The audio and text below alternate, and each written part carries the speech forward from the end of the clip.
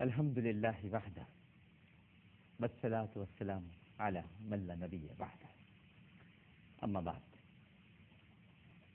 بہت ہی ادب کے ساتھ کیو ٹی وی دیکھنے والے تمام ہی ناظرین کو پوری دنیا میں جہاں جہاں اس وقت یہ پروگرام دیکھا جا رہا ہے، آئیے اپنی اصلاح کریں۔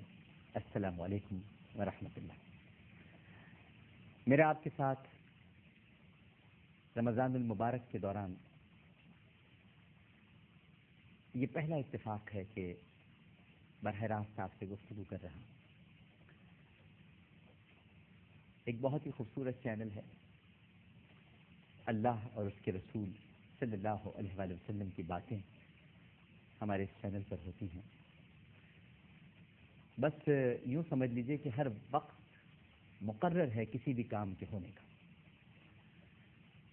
یہ وقت بھی مقرر تھا، ایک دن آپ کے ساتھ اس طرح گفتگو کرنی تھی، اور رمضان المبارک میں جب ہم سب اپنی اصلاح کی کوشش کرتے ہیں اور ایک دوسرے کو یہ پیغام بھی دیتے ہیں، توقع بھی رکھتے ہیں، اور ساتھ ساتھ امر بالمعروف اور نہی عن المنکر کے لیے تیار بھی رہتے ہیں، تو میں نے سوچا کہ کیوں نہ ہم ایک ایسا پروگرام یکم رمضان المبارک سے چاند رات تک کیو ٹیلی ویژن کے ناظرین کے لیے کریں، جہاں اصلاح کی باتیں ہیں۔ کچھ میں اپنی اصلاح کر لوں، کچھ آپ میری باتیں سماعت فرما لیں، اور ہم سب مل کر ایک دوسرے کی باتوں سے متاثر ہو کر اپنے اندر جو تھوڑی بہت کمیاں ہیں، وہ کمیاں نہیں ناظرین اکرام، اللہ سبحانہ و تعالیٰ تو اپنی کسی تخلیق کو نامکمل بناتا ہی نہیں ہے، اس کی تو ہر تخلیق بے نظیر ہے۔ اس نے تو سب کو احسن تقویم کی منزل پر اور اس روشنی سے پیدا کیا ہے، اور جو احسن تقویم میں نہیں ہے وہ اسفل سافلین کی گھاٹیوں میں ہے۔ لیکن پھر بھی ہمیں ایک دوسرے کی اصلاح کرتے رہنا چاہیے۔ مومن وہی ہے، مسلمان وہی ہے، اور ایک سچا عاشق رسول صلی اللہ علیہ وآلہ وسلم بھی وہی ہے جو اپنے مسلمان بھائی کی اصلاح کرے۔ میں ایک واقعہ پڑھ رہا تھا، اور حضرت مطارف ابن شخیر ایک بہت بڑے بزرگ گزرے ہیں، اور بزرگوں کی کیا باتیں ہیں رحمہ اللہ تعالی۔ ان کی باتیں ناظرین کرام بسا اوقات کئی بھٹکے ہوئوں کو، بہکے ہوئوں کو، جو منزلوں سے کہیں دور نکل جاتے ہیں، ان کو راستے پر لے کر آ جاتی ہیں۔ حضرت فضیل بن عیاض رحمہ اللہ تعالی، حضرت ابراہیم بن ادہم رحمہ اللہ تعالی، حضرت مالک بن دینار رحمۃ اللہ علیہ، اور اس طرح کے کئی بزرگ ہیں ناظرین کرام، حضرت معروف کرخی رحمۃ اللہ علیہ۔ ان کے بزرگوں کے جب ہم واقعات پڑھتے ہیں تو جو دل پر کبھی کبھی ایک بوجھ سا ہو جاتا ہے دنیا پرستی کا، لوگوں کے ساتھ تعلقات نبھاتے نبھاتے دنیا کے اندر مست ہو جانے کا، وہ تصور ٹوٹ جاتا ہے، بکھر جاتا ہے جب ہم ان کی باتیں کرتے ہیں۔ تو میں کر رہا تھا کہ حضرت مطارف ابن شخیر، ہم پروگرام میں آپ کی کالز بھی لیں گے، آپ کوئی بات اگر مجھ سے کرنا چاہتے ہیں اور واقعہ سننے کے بعد کوئی بات مجھ سے کہنا چاہتے ہیں، شاید میں اپنی اصلاح کر سکوں اور شاید کسی پر اس کا اثر ہو جائے۔ مقصد تو یہی ہے اس ماہ مبارک کی ساتوں میں رحمتیں سمیٹنے کا، آپ کا بھی یہی مقصد ہے اور یقیناً میری بھی یہی طلب ہے۔ تو انہوں نے خواب میں دیکھا ناظرین کرام، حضرت مطارف ابن شخیر نے، انہوں نے دیکھا خواب میں کہ ایک قبرستان پھٹا اور اس سے مردے نکلنے لگے اور کچھ چننے لگے۔ اب قبرستان کا پھٹنا یعنی قبروں سے مردوں کا باہر نکلنا اور پھر کچھ چننے لگنا، تو یہ حضرت مطارف ابن شخیر فرماتے ہیں کہ میں بڑا حیران ہوا کہ یہ کیا چن رہے ہیں۔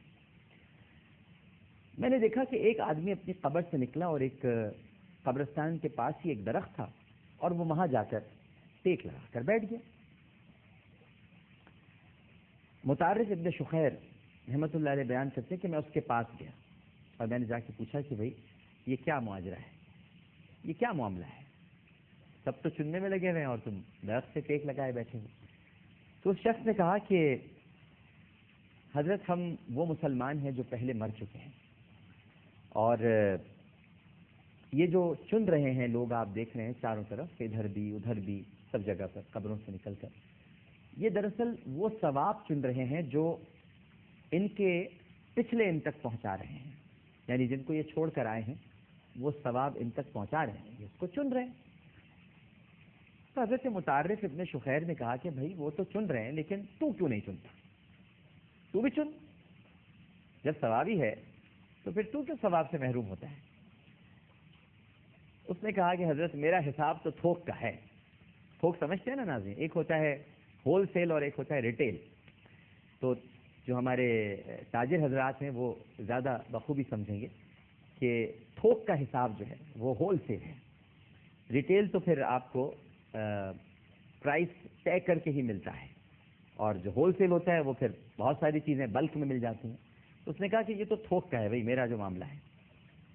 تو حضرت متعرف ابن شخیر نے کہا کہ بھائی تجھے پھر کیسے ملتا ہے اگر تھوک کا معاملہ ہے؟ یہ تو چن رہے ہیں، ایک ایک کر کے چن رہے ہیں، ہر چیز اٹھا رہے ہیں، ان کا ثواب ہے، تو کہہ رہا ہے مجھے تھوک کا ملتا ہے۔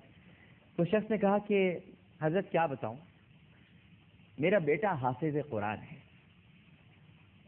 اور ایک قرآن پڑھ کر روزانہ مجھے بخش دیتا ہے، اب آپ ہی بتائیے کہ مجھے چننے کی کیا ضرورت ہے؟ حضرت متعارف نے پوچھا کہ کیا کرتا ہے تیرا بیٹا؟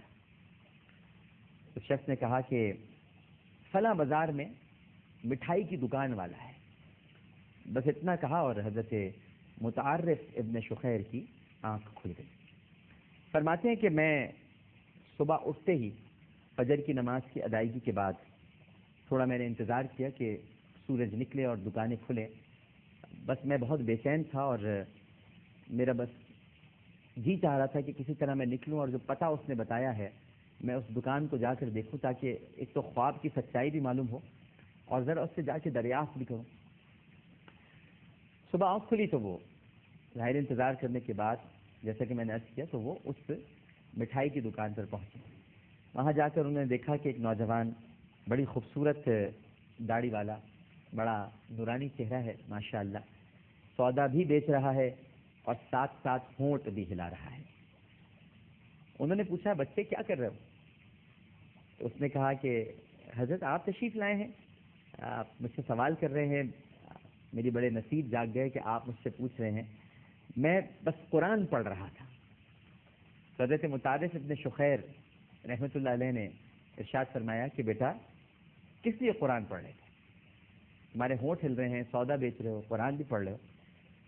تو اس نے کہا کہ حضور میرے والد نے مجھ پر بڑا احسان کیا، اور احسان یہ کیا کہ مجھے قرآن پڑھایا اور میرے لیے رزق کا اہتمام کیا، بہت پاپڑ بیلے، بہت تکلیفیں اٹھائیں، بڑی پریشانیاں اٹھائیں۔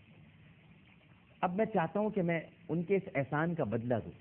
بدلہ تو دے نہیں سکتا، باپ ہے، ماں باپ کا ناظرین کرام ہم احسان نہیں اتار سکتے، ماں باپ کے لیے ہم کچھ نہیں کر سکتے ناظرین کرام، کچھ نہیں کر سکتے۔ سچ بتا رہا ہوں، اگر کوئی اولاد یہ سمجھتی ہے کہ وہ اپنے ماں باپ کا احسان اتار سکتی ہے تو وہ غلطی پر ہے۔ بہتر ہے کہ وہ اس روش سے اور اس سوچ سے باز آ جائے۔ آپ ماں باپ کا احسان نہیں اتار سکتے۔ اس نے کہا کہ بس میں چونکہ احسان اتارنا چاہتا ہوں اور احسان اتار بھی نہیں سکتا، لہذا کوشش کرتا ہوں کہ روزانہ ایک قرآن پاک پڑھ کر اسے بخش دوں۔